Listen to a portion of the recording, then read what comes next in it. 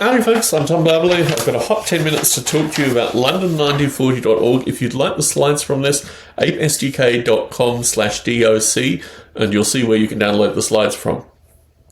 London1940.org is a project basically that I'm looking for someone else to take on.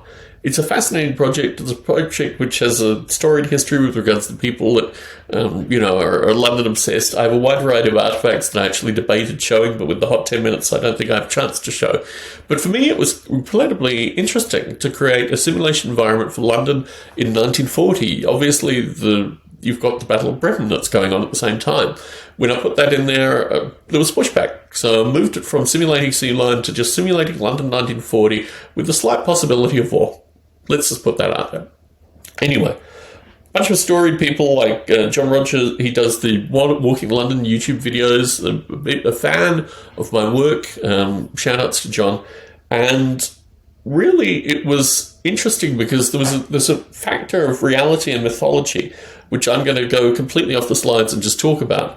The idea is that there are these periods of time,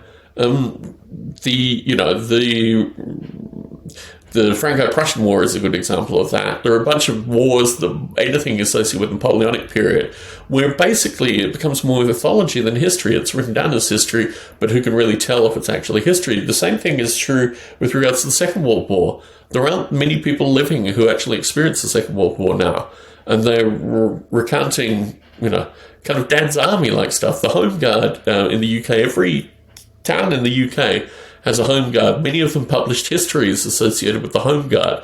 So you're dealing with a strange situation where if you can't get the data's incorrect, then you're really moving into a realm where it's mythology. Now, interestingly, I put the maps of London and surrounds online.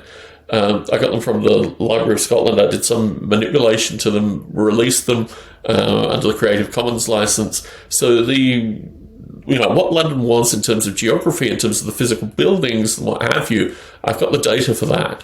My friend Bob Mottram, who's an industrial roboticist, wrote a parsing algorithm for that. We've got a lot of the details out, particularly with regards to train tracks and things like that, but still the underlying element of the building structures is what has eluded us, and this is for people that are good with regards to ML for geometries. There are certain techniques with ML for geometries that would enable really detailed internals for the building, so that's one of the requirements if you're interested in working on this, that you have some knowledge associated with that. So what is interesting is that for me personally, through COVID, my daughters arrived. My daughters are COVID children, fundamentally the second disease they ever had. The second, after the cold that they got in the first 3 months, they got COVID. And that, I think, really changed my thinking and my perspective. It really did with regards to, I have a lot of Second World War related literature. I have literally the document that turned the Hitler Youth into the Waffen-SS.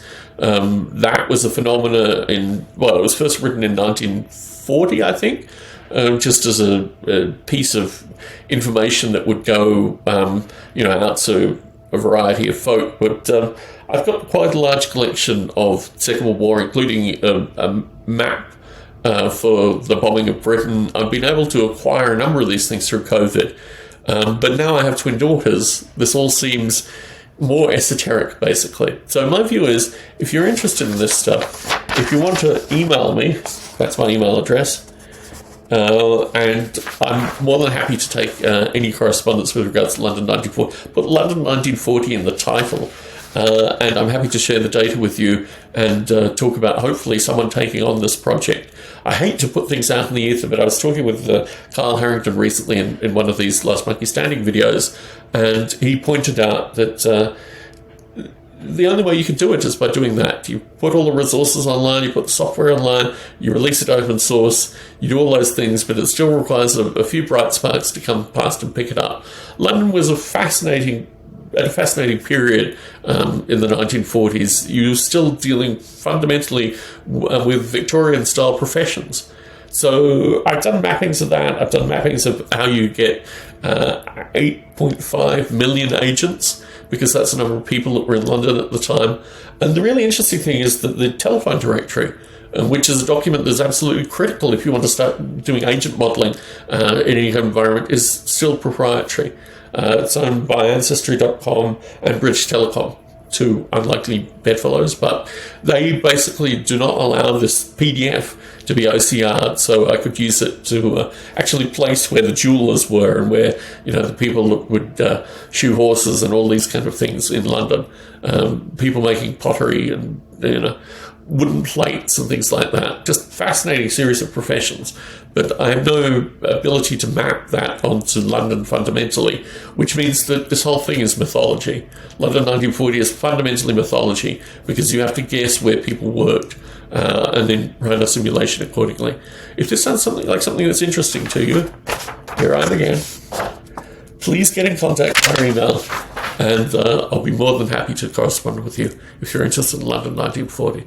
John Barbalet in Las Vegas, Nevada, signing out.